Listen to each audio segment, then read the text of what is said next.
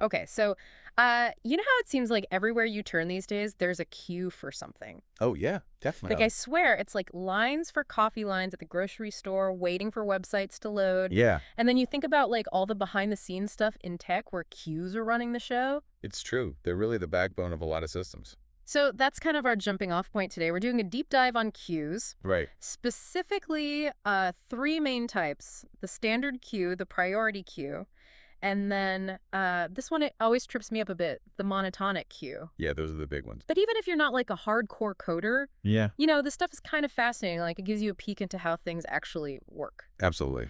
So standard queue, let's start there. It's like the OG queue, right? Yeah, basic one. Our source material uses the amusement park analogy, like first in line gets on the ride first. Exactly.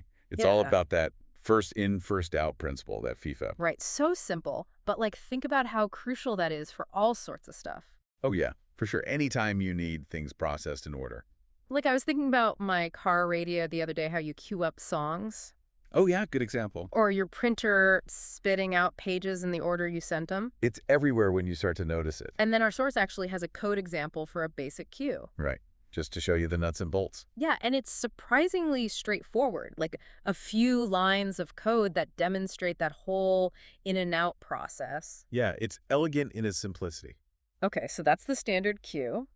But then there are those times when, like, someone needs to cut in line for a good reason. Right, And exactly. that's where the priority queue comes in. Yeah, think of it like an emergency room. Our source makes that connection too. You could be first in the waiting room, but But if someone comes in with something more urgent, yeah, they're going to the front of the line. exactly. So it's not just about arrival time, but like the level of need. And that's where the priority comes in. Each element gets assigned a priority level. And the one with the highest priority, that's the one that gets dealt with first. Made sense. Our source, they use integers in their code example to represent priority, but in real-world applications. Well, yeah, it could be all sorts of It things. could be deadlines, severity levels, anything. And what's cool is this is like the brains behind a lot of those mapping apps. Oh, yeah, for sure. Remember Dijkstra's algorithm? That thing for finding the shortest path? Of course, a classic. It's using a priority queue to figure out which route to prioritize. Yeah, it's constantly updating the priority of different paths based on, distance traveled, estimated distance remaining. So it's like helping the algorithm make smart decisions. Exactly. Avoids wasting time on paths that are clearly not going to be the shortest. Okay, so we've got the queue, the orderly one, and then the priority queue for when things get a little more urgent. But then there's the monotonic queue. Yeah, this one's a bit more nuanced. Yeah, nuanced is a good word. The source uses this analogy of kids lining up by height, Right. Either shortest, tallest, or tallest to shortest. but always in that specific order, Always maintaining that strict order. like a perfectly ordered height chart. Mhm. But like, how does that actually help us solve problems? Well, the key is that a monotonic queue, it keeps that order even as new elements are added and removed. Okay. And that might sound simple, but it's actually really powerful for certain types of problems, especially these things called sliding window problems. Ah, yes, the sliding window. Our source mentions that. Yeah, it can get a little technical. Can you maybe give us like a real world example? Sure. Imagine you're tracking, let's say, the stock market, and you want to know the highest stock price over the last hour. Okay, I'm following. But new prices are coming in all the time. Right, constantly So changing. you need a way to update your calculations on the fly, and a monotonic queue is perfect for that How so? because it lets you keep track of the maximum value within that sliding window of the last hour without having to resort everything every time a new price comes in. Oh, so it's doing all that sorting behind the scenes. Exactly, keeps everything in order so you can instantly see the highest value. That's pretty slick. It's all about maintaining both order and efficiency, even when the data's changing constantly. So it's like having a superpower that helps you see the important information without getting bogged down in the details. Precisely, a monotonic queue is a master of organization. Okay, yeah, that makes a lot more sense. Now I feel like I'm starting to get it.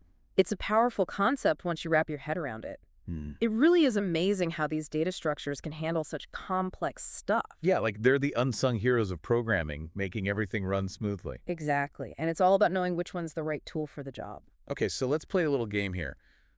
Imagine we're building different applications. Okay, I like this. Can you help me figure out which type of queue would be the best fit for each scenario? Absolutely. Let's put our queue knowledge to the test. All right, challenge accepted. Hmm. First up, we're building a music streaming app. Okay. What kind of queue do we need for that Play Next feature. Well, for a music playlist, you want the songs to play in the order. The user added them pretty straightforward. So just a standard queue would do the trick? Exactly. Keep it simple. All right, next scenario. We're building a task manager app.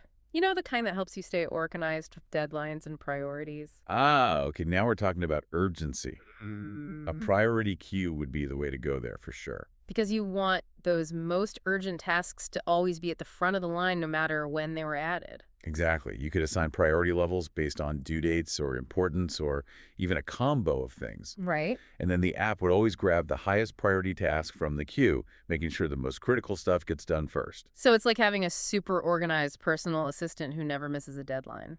Exactly. And the cool thing is you can define priority however you want it to work for your app. Okay, last scenario. We're building a stock trading platform, so we need to analyze market data in real time, identify trends, make those split-second decisions. High stakes. Yeah, exactly. High stakes. This is where the monotonic queue comes in clutch. Remember how it always keeps things sorted? Yeah. That's crucial when you've got constantly changing data, like stock prices. So if we wanted to know, like, the highest stock price over the last hour, a monotonic queue could handle that. Absolutely. It would constantly update that sorted list as new prices come in, so you'd always see the peak value right away. Without having to resort everything every second. Exactly. It's a huge time saver. Talk about efficiency. It's like having a crystal ball that shows you the most important information. And remember those sliding window problems we talked about? Yeah. Analyzing data within a specific time frame or range. Monotonic queues are built for that. So it's not just stock prices. It could be website traffic or even like finding the highest temperature over the last week.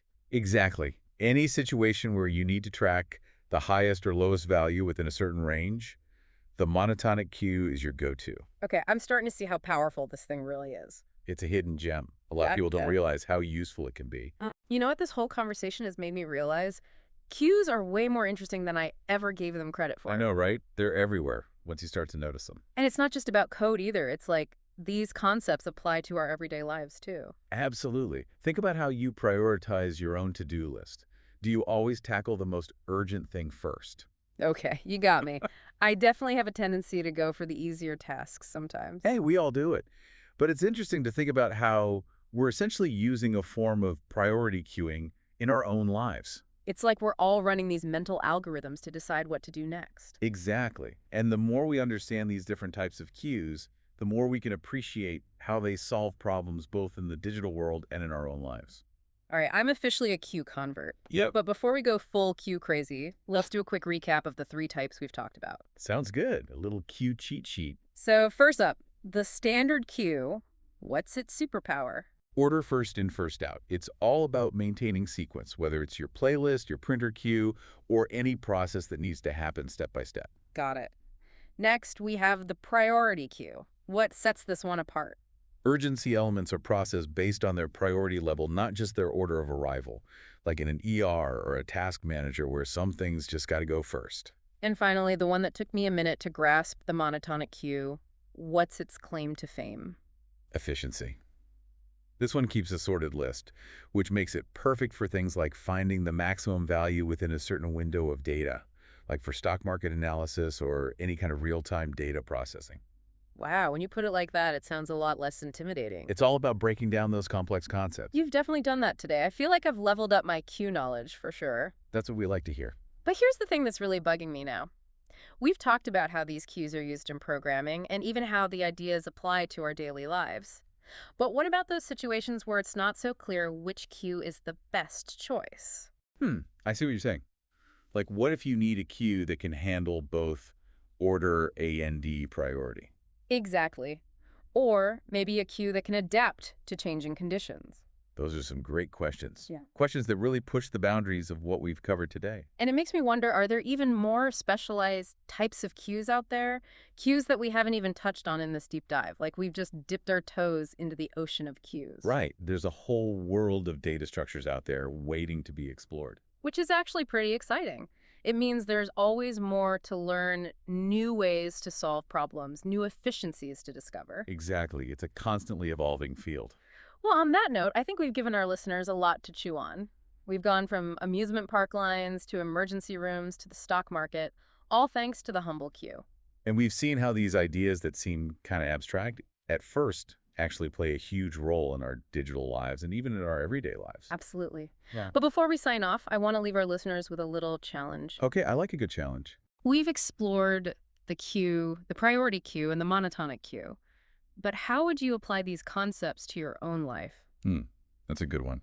So think about it. What everyday scenario would benefit from a standard queue? What about a priority queue? And can you think of a situation where a monotonic queue would be like the ultimate efficiency hack? Yeah, get those mental gears turning because whether it's organizing your tasks or just appreciating the clever systems all around us, understanding cues can give you a whole new perspective.